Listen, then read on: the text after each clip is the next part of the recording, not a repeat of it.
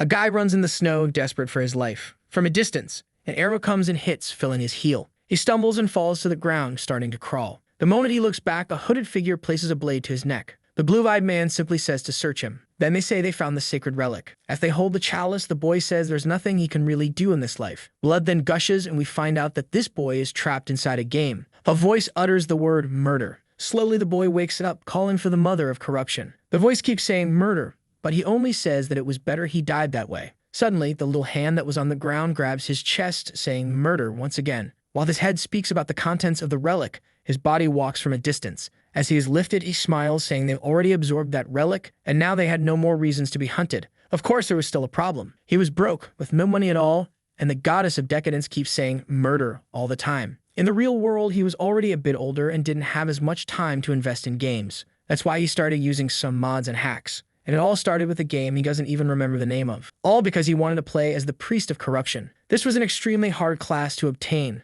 Not only was it difficult to play with it, but it was ridiculously weak. However, it was this kind of class that got him excited. And the moment he finally completed the quest to change class was the day he was suddenly pulled into this game as a cleric of decadence. The little hand keeps gripping his chest, saying murder. He explains that this is the mother of decadence, the goddess he serves. It's been 5 years since he started serving her. When he fell into this game for the first time, he wore the class clothes and had the hand of decadence attached to his chest. Because of the overwhelming presence of the goddess's reincarnation in the hand, it didn't take long for him to accept that he had been pulled into the game. In the game's story, the priests of decadence are humans who have been enhanced through drug use. Because of this, he has superhuman strength and extremely sharp senses. Additionally, he can't be killed unless it's by something sacred. Lastly, there's something that makes 0 sense to him. Normally, a little blood was enough to make him completely nauseous. However, now, no matter how much gore there is, he doesn't feel anything. And speaking of nothing, he also doesn't feel the taste of any food anymore, and he misses eating pork. The scene advances in time and someone receives a cleric's identification. It's our boy at the counter asking if there's any work for him. The girl asks for a second and says she'll see if there's any work for a preservation cleric. Smiling, our boy explains that the day he arrived in this northern land, he introduced himself as a cleric of the Order of Preservation. That's because if it wasn't for that order, he would have to suffer the wrath of his goddess. And then he would receive a mark that could only be seen by people from the same order as him. The good thing is that the goddess of decadence is quite benevolent when it comes to disguise. That's because the Order of Decadence is actually hated by everyone, and he just so happens to be the only disciple she has. The girl then calls for Cleric Marnik and says there's a job for him. He looks at the paper and she says it's quite convenient for him. The job was about people disappearing when going to the city of Gis, and he would earn 30 silvers for finding the culprit. She asks if he wants to read the sheet and tells him not to worry. That's because when he came to this world, he instantly learned the language. He then places the sheet on the table and asks if he could receive a little of the reward in advance. The scene advances a few days. A carriage is being taken through a snowy mountain. In the end, the girl gave him a part of the payment in advance, but she talked quite a lot. The hand seems to ask if he has a crush on her.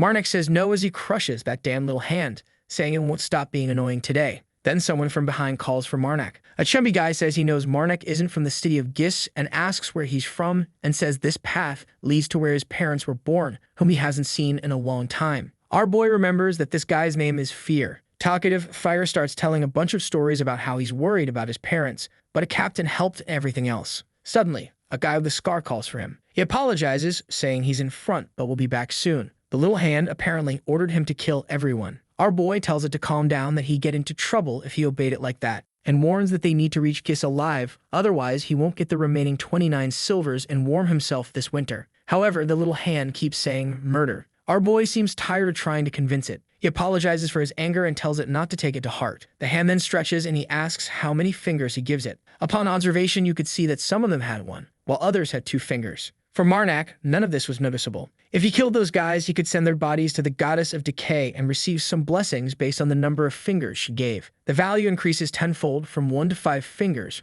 ranging from 10 blessings to 100,000. And if he pays 10,000 points, he receives a new ability. Recently, he absorbed the points from the sacred relic and received a new ability. There were still 12 other relics left, and the goddess said she would grant him any wish if he could obtain them. The first thing he wanted was to regain his sense of taste. At that moment, Fear said the captain had told him not to bother our boy too much. He apologized to our boy and said he would leave him more alone. Marnik said it was fine, slowly opening his eyes, saying he didn't mind. But then something happened. The entire group was under attack by a rain of arrows. Immediately, Marnik grabbed Fear by the shoulder and threw him backward. Another arrow came and hit the boy's arm. At that moment, Fear screamed for the cleric. While the bandits aimed from within the bushes, Marnik lay there, fallen. As he thought about those bandits, the goddess of decadence spoke to him. He realized she was asking him to fake death and then absorb the blessing of all of them. Seeing how many had died, he knew it wouldn't be too bad. However, slowly getting up, he said to the mother that he knew what to do. He ran, grabbed his sword, and said he preferred this method. With that, he charged at them. One archer was startled, but in the next second, his head was already flying off. The people behind the trees were all terrified, and the blonde guy realized they had messed with the wrong people. At that moment, he told his group to handle the rest of the cart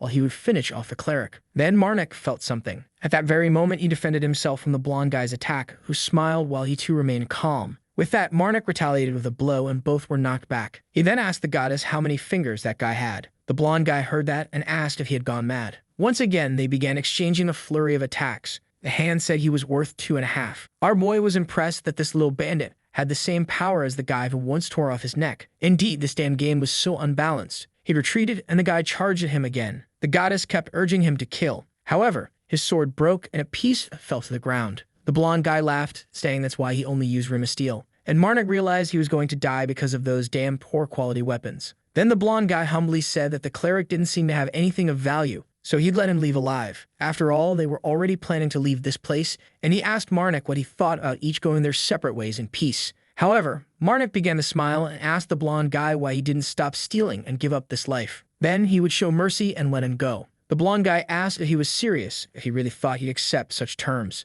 At that moment, our boy took an arrow to the head. The blonde guy said they took too long and he almost died because of that damn cleric. With that, our boy's body collapsed to the ground, while the others told the captain he'd overdone it, especially since the boy no longer had a sword. The captain asked if everyone was dead, and the others said no one was breathing anymore. However, a strange voice asked if they were sure about that. Slowly, Marnik began to stand up. Everyone was startled and asked him why they looked so surprised. It seemed as though they'd never seen someone take an arrow to the head and remain alive. Obviously, they replied they had never seen such a disaster. However, Marnik clasped his hands and said he had given them a chance, and the answer he received was an arrow to the skull. Everyone started to feel a strange chill. The knight pointed and said to get rid of this kid because he was feeling something weird. Several arrows were fired at him, and many hit him. However, calmly, Marnik prayed to the goddess of decadence, saying he was in a tough spot and didn't know what to do. He begged her to hear his plea and exercise her power in that place. At that moment, the blonde guy started shouting for everyone to run, but suddenly, they were faced with a barrier and said they couldn't get out. That line, which can't be crossed by living creatures, is a characteristic of the clerics of decadence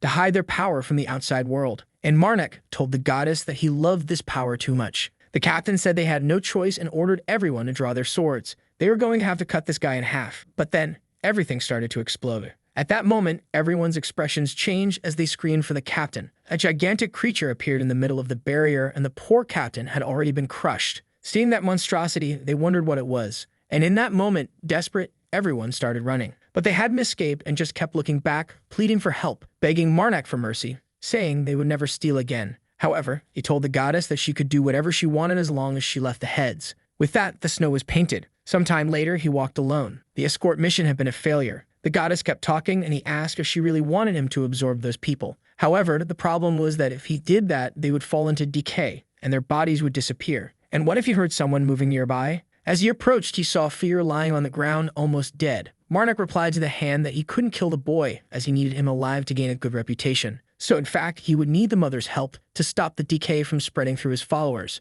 The scene shifts to someone holding a chalice. The girl asks what happened to the person who stole the sacred relic. The man responds that he was decapitated on the spot. The woman asks about the body, and he says it was left behind, and all they brought was the relic. The girl doesn't seem to respond, and the man calls for the cleric. She says he can return with that sacred relic, while she would begin a pilgrimage. The man asks why now. Perhaps it was because of the prophecy. She says that is also one of the reasons, and that there is also someone she needs to meet. Back with Marnik, he carries Fear to their destination, while the voice explains that 10 years ago, all the orders received a prophecy. It spoke of the end being brought to the land by a person wearing the skin of the living. Someone then calls for Marnik. While the others take Fear, a girl says she received permission from the Sentinels. Sometime later, she says she's surprised. She didn't think he was that strong, and Marnik says he's not lazy when it comes to strength. Then she says she's curious about something. She heard he had the heads of all the people responsible for the disappearances in that sack, and asks him to hand it over so she can take it to the guild for them to handle. She asks if he has somewhere to stay for the night, saying there's definitely a vacant house in the city.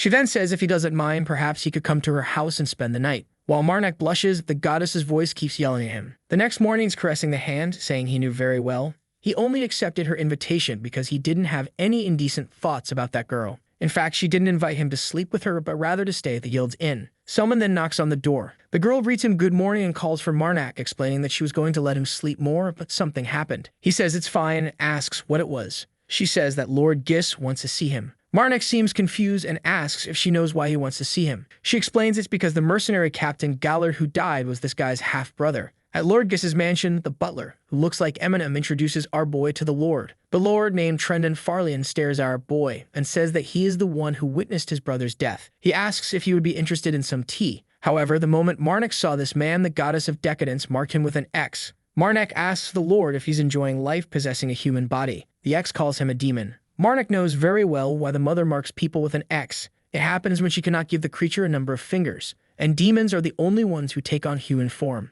By nature, demons are the most powerful race that exists, but they conquer nothing as they are exiled by all others. The only way they can obtain anything is by dealing with sapient beings, and that's why demons love humans. The gods distanced themselves from humans who took but gave nothing in return. Over time, more and more humans fell into the hands of demons. Then the gods made a declaration. A priest opened his arms and said that from now on, those who are impure would be called demons, and demons were considered the manifestation of all evil. That's how all clerics began hunting these demons. Marnak remembers that the demon summoner class was also one of the hardest that most people avoided. If he hadn't managed to become a cleric of decadence, that would have been his second option. Farlian stays silent for a second and says that it seems Gallard's death has brought a rare visitor. He then says that since it was identified in his second, it's impossible for our boy to be from the goddess of preservation. Farlian then says that his demon name is Crawling Weight. Our boy introduces himself as Marnak, a cleric of the mother of decadence. The Lord comments that he thought that order had already gone extinct, but it seems this goddess still lives. He then tells our boy to sit down as there's no one else there but the two of them. Farlian then says he will tell the truth. He called our boy there for no special reason, but since he's there, he wants to know in detail how Captain Gallard died. And from the information, he could give some rewards. Poor Farlian, Marnak smiles. He says he'll obviously be happy to tell him everything. As our boy leaves, we see what Farlian explained to him. His brother had been unemployed this winter, so he helped him find work. However, he never imagined that this would be what led to his death. Life really was a complex riddle. Now, outside of his coins, Marnak was all happy. He would never be tempted by this gold, which represented the Lord's genuine expression of kindness, and he told the mother of decadence to stop calling him a materialistic cleric because that didn't exist. He then said he knew something better than gold, something that never decays, and he said it was the endless love he had for the goddess. She trembled all over, and it was clear Marnak wasn't right in the head either. He then told her not to worry. To him, she was above all others. Back at the guild, the goddess was telling him to kill the woman who pointed to the side and told him to welcome the other clerics of illumination. However, Marnak didn't want to get involved with those fanatics, but his eye twitched as he saw something strange. His heartbeat began to race, because at the moment he looked at one of those guys, the mother warned him that one of them was carrying a sacred relic. One of the guys then stepped forward and said he never expected to meet a cleric of preservation in a place like this.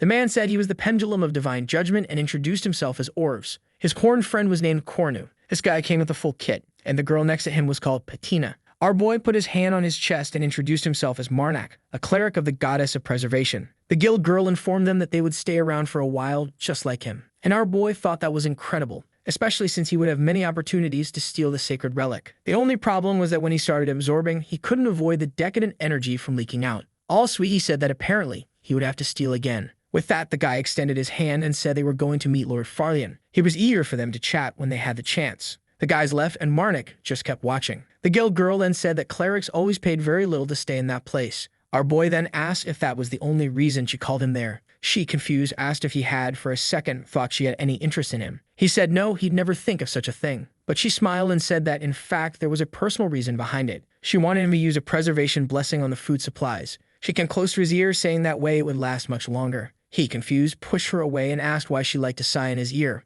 While the girl laughed, the goddess was dying to kill her. But this crazy guild girl was confused and said they seemed really close. Marnak, confused, looked to the side. He saw one of the guys and asked if he hadn't gone with his companions. It was the cleric Cornu, who explained that in the northern lands many people didn't like his race, so he just went over and said goodbye to the others. At the counter, the girl explained that Lord Farlian didn't care about such things. As cold as he may seem, he took business very seriously. You could say he was a professional at keeping opinions separate from business. Cornu responded that he understood and thanked her. He then asked her to tell him a little more about this lord. They kept talking, and our boy just kept an eye on the conversation. He then said he wanted to ask something. What were he and his friends hoping to achieve by meeting Lord Farlian? Cornu said he would tell the truth. They were investigating a prophecy from 10 years ago that said the end would come with a person hiding in the skin of the living. In their interpretation, this referred to demons. Marnak asked if they thought Farlian was a demon. Cornu said no, they were just going to take a look. That's because orbs had an item that could tell if someone was a demon or not, an artifact known as his sacred relic. At that moment, a dragon's mouth appeared and half the city exploded. It seemed that Farlian had transformed. Orbs threw his axe up and called for divine judgment. He commanded Farlian to die and struck him right in the middle of the head. Another explosion happened in the city. From a distance, Cornu recognized it as Orbs' hammer of judgment. It seemed he was fighting a demon, and they had to help the guy. Marnak started running and told him he'd catch up soon. Then Marnak called for Aaron, who asked what was going on. He just walked in and asked where it was. He wanted to know where the infirmary where Fear was being treated was. Before the poor girl could answer, he stomped on the guild floor and jumped out. The boy landed with style and took off. In the city, everyone was fleeing in desperation as Orbs struck Farlian with his hammer. Aaron screamed, telling him to be careful because that was a monster. She had no idea how such a creature had suddenly appeared in the middle of the city. However, Marnak just told her to show him where the hellfire was. She then pointed in the direction of the infirmary. Marnak finally arrived and Fear was resting peacefully. Our boy was emotional. It would be terrible to lose this guy right after saving his life. He slung Fear over his shoulder and told Aaron to hold on tight since he couldn't carry both of them. Blushing, she hugged our boy, who stomped on the ground again and flew out of the infirmary. She then said she knew of a secret passage. He asked where she's pointing once more. In that house, there was an exit from the city of Gis. Just as she was about to talk about the door being locked, he had already kicked it down. The poor girl was all confused by the destruction the cleric was causing. She then said to Marnak that he seemed incredibly strong for a priest. He simply put her down and told her to run so things wouldn't get worse. She then asked where he was going, to which he replied he'd be right back. The second she stepped forward again, Marnak was already gone, running. The city was full of rubble, and in the middle of it, he found Cornu in bad shape. Cornu looked at him, and our boy could already tell. The wound he had was too deep. Not even a cleric could do anything about it. He knew the guy didn't have much time left, so he asked where the other two were. Cornu, barely alive, told him that Patina was already dead and shredded on the ground. Marnak then asked if there was any way to suppress this demon. Cornu explained that Orbs had another relic that he had driven into the creature's head, an item called the Argento Sword. If someone could use that sword and strike directly into the brain, the demon would die. With that, poor Cornu passed on to the next life. At that moment, Marnak called upon the Mother of Decadence and said he would collect this fallen soul. Meanwhile, Orbs was struggling, hammering the sword's hilt and calling for divine judgment. At that moment, Farlian swung his tail upward, and right there, Marnak saw an opening. He leaped onto the creature's back and stabbed between the scales. From a distance, he could see Orbs hammering the sword. However, that's when he noticed something strange. The crocodile started doing those wild spins in midair. Poor Marnak was thrown far away, and the boy crashed into the ground with an explosion. It was as if the boy was made of oil. The mother was crying when he told her it was fine. However, life was truly unpredictable, just as Farlian had said. He started to smile and said that, as she could see, things had taken an unexpected turn. The sacred relic was right next to him, and he picked it up. He placed it on his chest and said he had another offering to make to her. With that, it was time to guarantee a new power. The relic began to be absorbed, and Marnak knew that one relic was usually enough to gain a new ability. With that, he advanced to 11,723 points, and another seal had been broken. He then asked the goddess what had changed. She detached from his chest and started walking. He could now communicate with her from a distance, but he was expecting something more interesting. She kept complaining, and he said he understood that she had evolved. However, in this situation, it was time to take things a bit more seriously. He then called upon the Mother of Decadence and said that now he would spend the 10,000 blessing points to receive a new ability. With that familiar lazy smile, the new ability was the Ink of Decadence. The effect was simple but powerful. The moment he activated the ability, his skin became covered in mystical tattoos, and the extra force of decadence was amplified several times over. He started walking, saying that this new ability seemed quite satisfying and had come at the perfect moment. Not to mention that his crushed leg was already healed. That's when he noticed something nearby. Cleric Orbs was destroyed too. Wow, everyone's dying. He realized it had happened right when he was thrown away. With that, he prayed for the man to rest in peace, called for the Mother of Decadence, and once again made an offering to her. Meanwhile, the lizard creature was destroying the entire city. Marnak was beginning to think something was off. It was these three clerics who had activated this demon, but even now, with all three dead, it hadn't stopped. He received 1,000 blessings for Orbs and said that a demonic creature was always a beast full of instincts. He then smiled and told the Mother of Decadence to brace herself because he was about to move a lot. With that, he ran at full speed across the rooftops. Farlian glanced at him, but the next second, Marnak was already leaping onto his tail and climbing onto his shoulder. The creature tried to swing its tail, but he dodged and kept running toward the sword. Another relic was right in front of him. That's when he realized that the crocodile was throwing its body to the side and was about to start spinning again. He slid to the opposite side, saying he had expected that. He hit the ground and slid under the belly, saying that he wasn't the type to fall for the same trick twice. Another explosion and the entire city was destroyed. Well, it seemed our boy wasn't doing too well. He realized that using this ink of decadence was causing his organs to be consumed as well. Soon, his entire body would be melted and obviously, he would become incapacitated. With little time left, he moved closer to the Argento sword. He grabs the sword and remembers what Cornu said. If he could drive it into the creature's brain, the demon would die. He plunges the blade in and smiles. Pulling the sword out, he tells it to wake up, calling out Lord Farlian's name. Suddenly, the crocodile's body begins to glow with a blue light,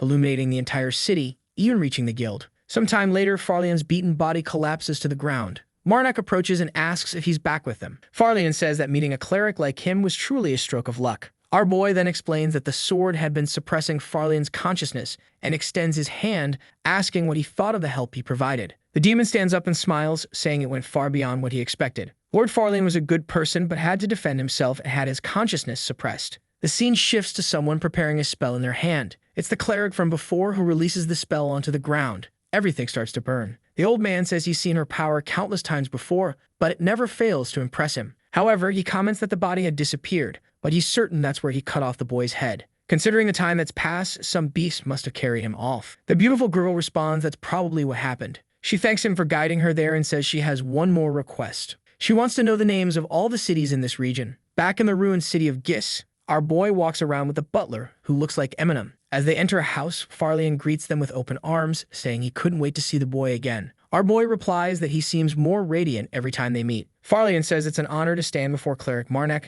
known as the Demon Slayer. Our boy says the demon everyone talks about is standing right in front of him, not slain. Farlian responds that even demons need to live. After all, what creature is born with the sole purpose of death? Marnak says that's a good way to think about it. After the incident, Farlian, as the lord of the city, declared our boy the savior, saying he had slain the demon. As a result, he gained the undeserved title of Demon Slayer.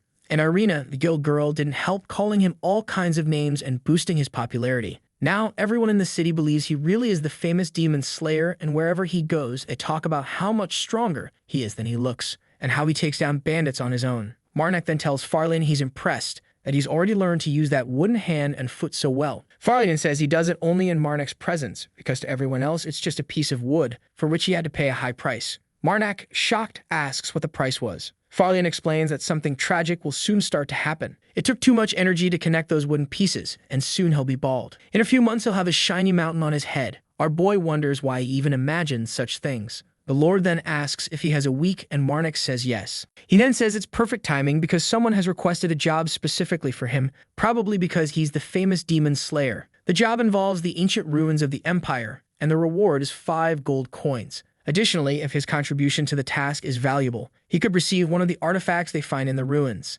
At that moment, the goddess speaks to him, and it's obvious he won't refuse. He thanks Farlian, saying it will be a pleasure to accept. The old empire ended the era of corrupted sorcerers and unified the continent. The technological advancements they built are still considered treasures of immense power today. In other words, the best items in this world are all artifacts from the old empire. The scene shifts to our boy introducing himself to the group. A sharp-looking man introduces himself as Carmen Valtes, saying he was the one who asked for our boy to be there. The name Valtes catches Marnak's attention, and the man confirms, yes, he's the son of the Black Wolf, known as Ensis Valtes. However, he needed to know that he was an illegitimate son. That leaves Marnak a bit confused. He thought that the Black Wolf was a man of principles who lost his wife young and continued living alone. Obviously, rumors can't be trusted and he won't get involved in that. So he asks to be introduced to the rest of the group. The man introduces the mage named Tanitha, who will guide them through the ruins, and another horned man who introduces himself as Sukas. This group seems very similar to the previous one. It looks like everyone's going to die again. The man greets our boy, saying it's a pleasure to meet the Demon Slayer. Our boy simply asks to be called Marnak. Carmen then says that now everyone's introduced, it's a good idea to get going, because it will take 2 days just to reach the ruins.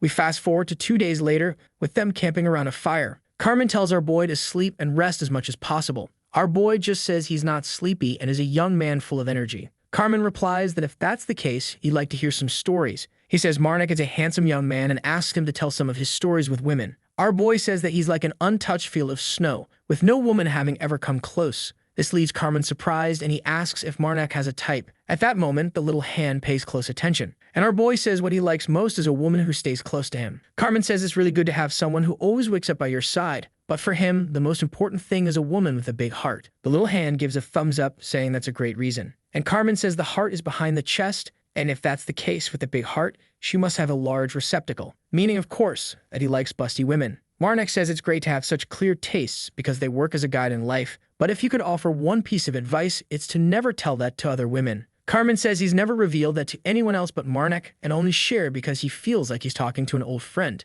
Our boy replies that he feels the same, and with that, they laugh and talk the whole night. But another night passes and he wakes up the next morning thanking the goddess for always reminding him to be careful with whom he makes friends. Yet for some reason, Carmen seemed like a good person. Then Tanitha says they've arrived and she'll begin to open the gates of the ruins. Entering a ruin of the old empire is a simple process. You need a key, and then you go to the coordinates engraved on it. You read the words inscribed on it and aim the key in the air in no particular direction, and then you just turn it. The only detail is that only mages can read the ancient language, which is why they are indispensable when it comes to exploration. Of course, our boy being a player is the exception. He can obviously read the ancient language, but for obvious reasons, he always keeps that a secret. Carmen calls out, saying it's time for them to go in. They start walking through the dungeon, and they find themselves in front of a massive structure. Carmen says that of all the ruins he's been to, this one is the best preserved. Excited, Marnik says it's sure to be full of artifacts. Back when he used to play, he remembers only seeing pictures of places as incredible as this. Indeed, coming here was the best choice. With that, they continue walking through the catacombs.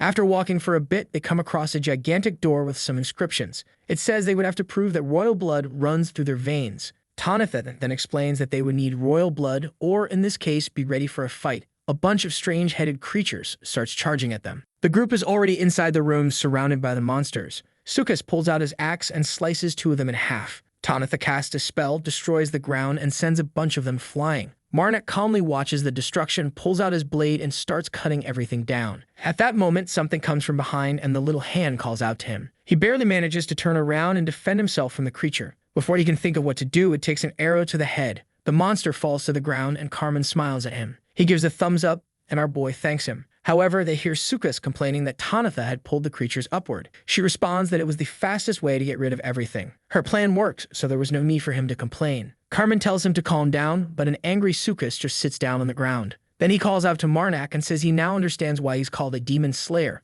Our boy says he's embarrassed that nowadays he doesn't even seem like a cleric. He compliments Carmen's skill with a bow, and Carmen says that Bao has been his friend since childhood. He practiced tirelessly for countless days. But at that moment, Tanitha asks when they're going to move. She was ready and had plenty of magic to spend. Sukas complains, asking why she's in such a hurry if he just sat down. As much as she just says a few words and throws magic, he and Marnik need to rest. However, Tanitha says she thinks everyone should go now to reach the end as soon as possible, and in her opinion, Sukas was just being a crybaby. Carmen then tells them to calm down, that they were going to rest, and he wouldn't accept any objections. Marnik knows that in this world, most mages are incredibly stubborn. That's because the process of becoming a mage is quite simple. You just have to be born as a mage. Typically, such children already have power even before birth, but their awakening only comes when they reach a certain age. At that moment, information about the ancient language begins to enter their minds, and without any effort or cost, they start learning ancient powers. Combining that with their natural talent, they begin bending the rules of reality, and in a way, they are reborn a second time as mages.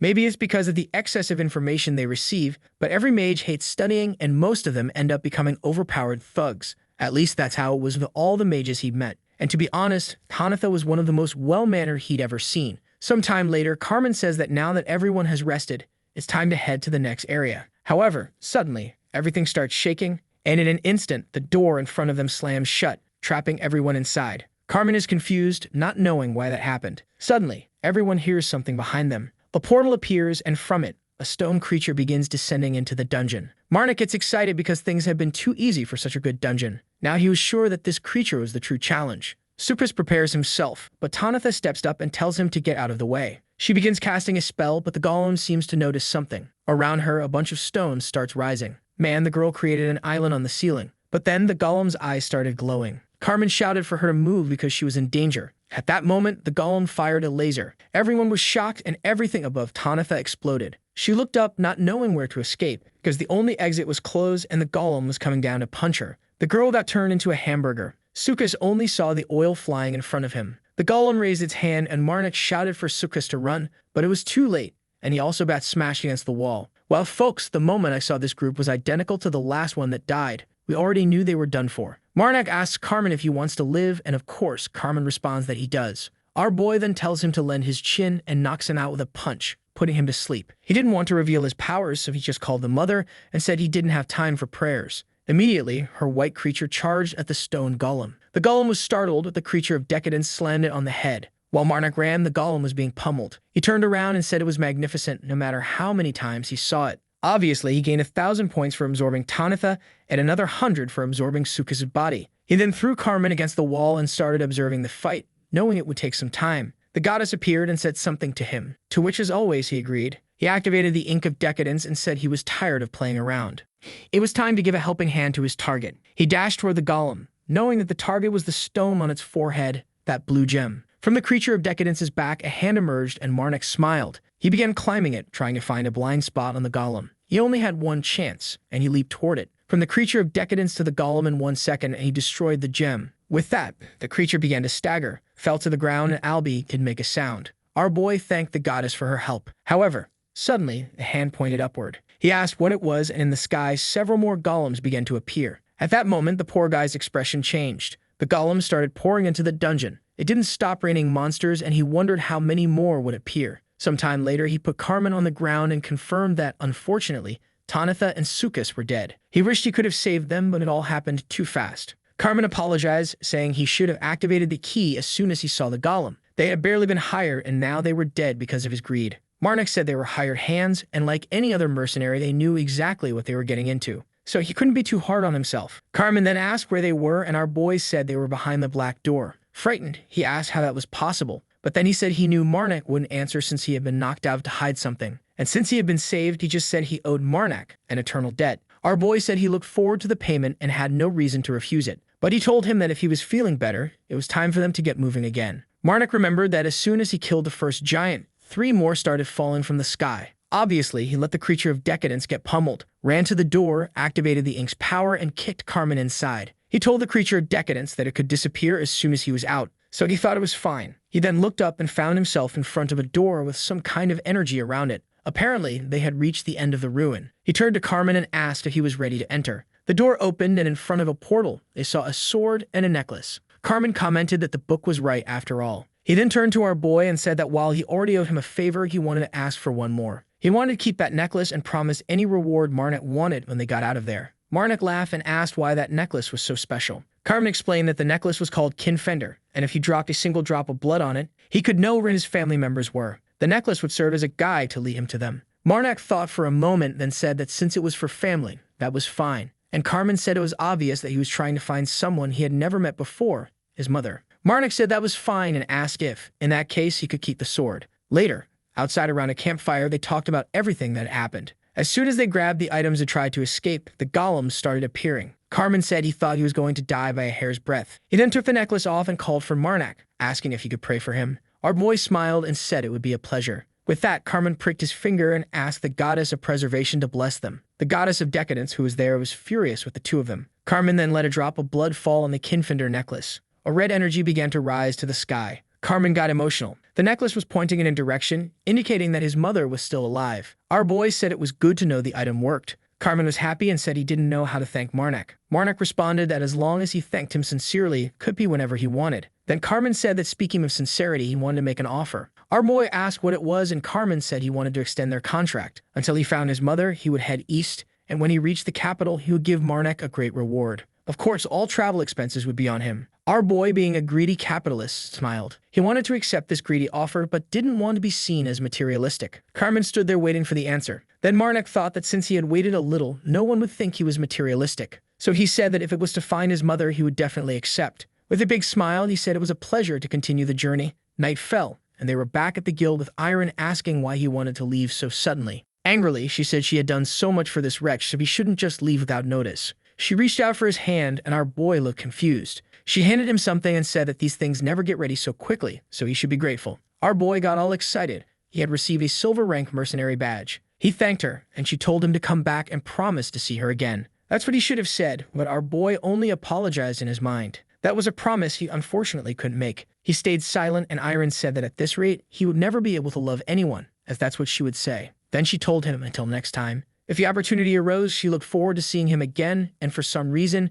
she believed it would be sooner than he expected. He was about to ask why, but she covered his mouth, saying it wasn't something he needed to know. Then she stole a little indirect finger kiss, saying it was a personal punishment for the boy. The scene shifted to him talking to Farlian, and apparently, the side effect had arrived quite quickly. With his bald head shining, he asked if all babies weren't born without hair. In his opinion, he had just become a little closer to his natural appearance. Then he said that since our boy was going to the capital, he had prepared something for him. He handed him a letter of introduction. He explained that he wanted to give money, but clearly, after the accident, he didn't have much left. At least the letter would be useful in the capital if he ran into any trouble. However, he should know that the person named in the letter was quite problematic, so he should only seek them out as a last resort. Our boy accepted Farlian's gratitude, who said that finally he wanted to give his friend a blessing, wishing him a life full of happiness. In the snow, Carmen commented that it had been days since they left Gis, and now they were almost at the city of Keltone. Marnik noticed that the hand didn't like Carmen, but accepted that they traveled together. That's because Carmen had 3.5 fingers, and soon he would have enough power to give Marnik a new ability. However, personally, our boy preferred to keep him alive, since he really liked the boy's cheerful personality. But suddenly,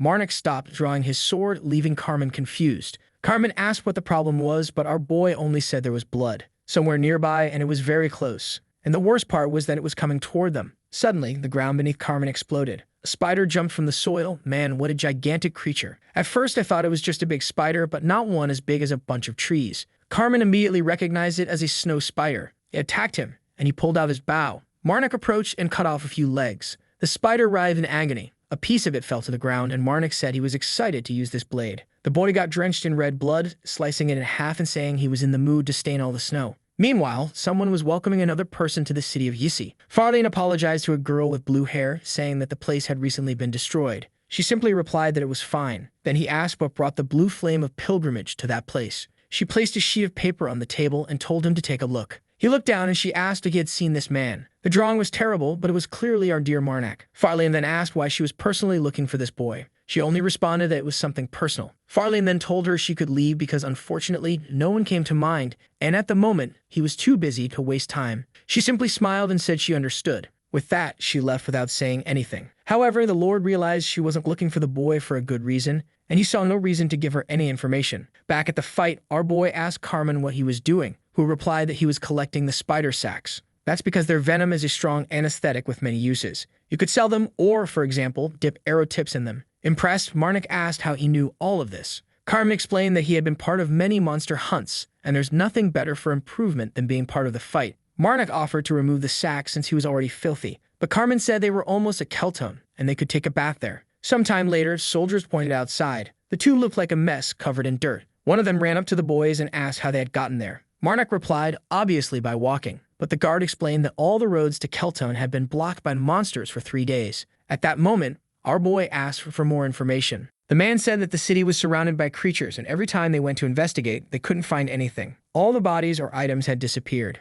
Carmen said that something was strange then. Snow spiders usually drain their victims' fluids and leave the corpse behind. Just then, another man called out to the two and said that Lord Stren wanted to speak with them. With no other option and still filthy, they accepted. The chubby lord smiled, asking if he was Cleric Marnik, the famous demon slayer from the city of Gis. Our boy said he heard they were being surrounded by creatures. Stren confirmed it, saying the two must have noticed that this wasn't the work of simple creatures. He believed it was the result of worship to a dark deity. Marnik asked for more explanation. Stren found it unusual that a single person could restrict an entire city. The Lord explained that the clerics had detected that they were dealing with at least 4 different orders, all working together to keep them trapped. What he didn't understand was why Thorn, since it was a simple place like any other, and he had just become Lord. He cried, saying that if his father were alive, he would know how to handle this. Fortunately, they still had plenty of food stockpiled within the walls, and the soldiers were still motivated, so things hadn't taken a bad turn yet. The problem was that everything happened so suddenly, and no one knew they were completely isolated from the world. That's why he wanted to form a squad to break through the creatures and inform the other cities of their situation. Stren and Marnik fell silent for a few seconds, and our boy said that if that was the case, he would help. Sometime later, the hand was fuming with anger, and our boy asked what was this business of slapping someone and running away. He had even received an item known as the Flux Hunter as payment, something you could only get in the Western dungeons. Who would have thought he'd get one here? Now it would be easy for him to clean his killing blade every time he used it, since the goddess always told him that a blade soaked in blood cuts better than any other. That's why he had no choice but to give his best in this situation. But in reality, he only accepted the mission because he had a feeling it was part of the main quest. Not to mention it was suspicious that 4 orders were working together on this mission. However, in a game like this, a dark deity wasn't anything special, since it's always the other orders pointing fingers, saying who's evil. Of course, it's undeniable that the people in these evil orders are a bit crazy. Unlike the main orders that always work together to take down others, the evil ones walk alone and never cooperate. So why were 4 of them working together to surround this city? Already on his horse, Marnik said there was definitely something wrong. They traveled through the snow and Carmen looked back. At that moment, the first spiders began to appear. Marnik smiled, saying they had finally arrived. He turned to Carmen, telling him not to worry because he would distract them. Carmen said that even though Marnik was strong, he couldn't handle all of them on his own. But our boy said they couldn't run since the spiders were constantly getting closer. He then simply said the word reinforcements, jumped off the saddle, and leaped into the fray. Carmen shouted our boy's name, who jumped off, smiling, saying that this was where they would part ways for now. An explosion went off in the snow. Carmen and the others continued forward, looking back. Some wolves and spiders began to close in, but a green mist appeared amidst the snow. The goddess, it seemed, had cursed the poor boy, who said her words sometimes hurt. But it was time for him to put on a show. He then raised his blade to the sky, announcing that now he would start searching for this dark deity. A swarm of creatures kept running toward him,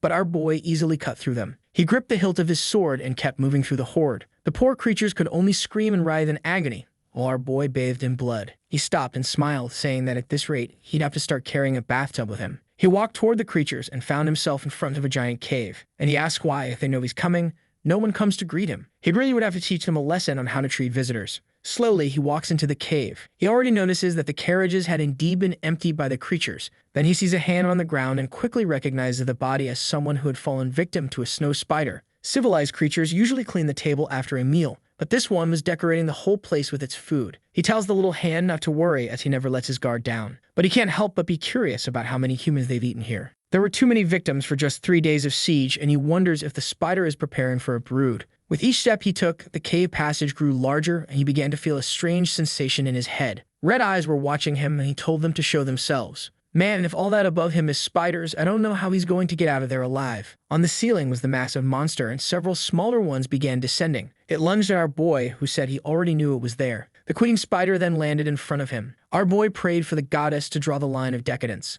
With that, a green flame began to form around him. The spider faced him, and our boy continued his prayer, saying that tonight he would need her power, and in return, he would offer the head of this creature. At that moment, the albino monster struck the queen spider's head with a punch. Marnik activated the ink of decadence. Even the albino creature was being pierced by the spider's legs and was easily thrown to the ground. Our boy ran towards the queen, knowing she was at least twice the size of that giant, but even so, he would find a way to deal with it. He began cutting through the smaller spiders and pieces of the queen. He knew she had a lot of accumulated power and didn't want to damage that, but as of all creatures, she must have a weak point. Just then, the spider lunged at him from above. Our boy simply raised his blade and sliced it in half. With that, he channeled all of his sacred energy to his feet and launched himself toward her. At the same time, he ordered the albino to go after her, telling it not to let the spider move. The creature roared, grabbing onto several of her legs, immobilizing her for a few seconds. Our boy knew that no matter how big she was still a spider, and he was going to cut her at the thinnest part of her body. With that, he threw himself forward and landed the first cut. The spider turned to face him, and Marnik kept striking, delivering a series of blows. Sparks began to fly from the creature, while the albino held her down, and our boy continued his barrage of strikes. Finally, the blade went through. With that, the creature of decadence grabbed her by the legs and threw her far away. As usual, Marnik landed gracefully on the ground. The creature came crawling toward him, drooling. Marnik understood immediately and apologized for abandoning it last time. The beast roared into the sky. Just then, someone started cursing at our boy. Looking to the side, he saw a person continuing to hurl insults at him, and crawling out of the spider's mouth, a girl began to emerge. Smiling, Marnik said he knew someone was behind all this. But the Walmer Orochimaru told him to go to hell, and asked why he was interfering with the plans of another worshipper of a dark deity. Marnik ignored everything, and just asked why they were besieging the city of Kelton. Orochimaru was about to answer when he took a bite to the chest. He writhed in pain, cursing our boy again. Marnik asked once more, wanting to know the reason for the siege. The creature didn't want to answer, so our boy kept stabbing, until it started to smile crazily and stood up, saying it would only tell him once it was dead. Marnik said, "Your wish is my command." The creature was startled, and its head hit the ground. With that, he gained another 1,000 points. He sheathed his sword, asking the goddess which of the orders she thought would reveal the truth behind this. She said she thought it would be the third. But standing before the flames, Marnik said he believed only the fourth would reveal everything. However, when he emerged from the cave and returned to the city, he found Kelton in flames. Poor Stren was already dead, and someone said that this little pig was faster than she thought. And worst of all, they had wasted a lot of time because of the brave ones who threw themselves in front. The blonde man asked how the process was going, and the girl replied that he knew it wasn't easy to extract energy from a body. Besides, the most important thing was that they weren't ready because the rats had escaped the city. The girl with black hair was furious, but the other one said that now their success was more uncertain. The curly-haired girl cursed at her, asking if she really thought she hadn't done her best to capture those guys. The The problem was that it wasn't easy since a guy from the Order of Illumination and two from the Order of Longevity had appeared. If damn Layla had sent more spiders, at least she would have captured that damn archer and managed to tear him apart limb by limb. The curly-haired girl said that, speaking of which, Layla still hadn't arrived. Her friend says that Layla was probably in that filthy nest of hers having fun with her spiders. The blonde man told them to be quiet since fighting among themselves wouldn't get them anywhere. Now that someone had escaped, it was only a matter of time before the fanatics arrived. He asked Farna if she didn't remember how long this plan had taken. She responded that everyone had been planning for more than 3 years, so why was he acting like the leader? And she told them to stop talking as if she wanted those wretches to escape. She then asked the girl with the eye patch if she hadn't given that guy any love last night, since she knew very well what had been going on between them. The girl left saying she was going to check on how things were going. Farna kept cursing until the blonde man told her to be quiet and that they would blame Layla for the escape. The girl smiled, but just as she was about to say something, her head was already flying. Obviously, Marnak had arrived out of nowhere. He extended his assassination blade, and the blonde man only saw it coming. In one swift motion from below, he was cut. Farna was startled, and my friend, our boy, had used so much power that he was already melting. He told the goddess that he agreed it was unfair to kill without giving the guy time to respond. But these people knew how to use the divine, and it was dangerous for him to face them. Farna, confused, wondered why this madman was talking to himself. That's when Marnak looked at her, and she became even more confused and scared.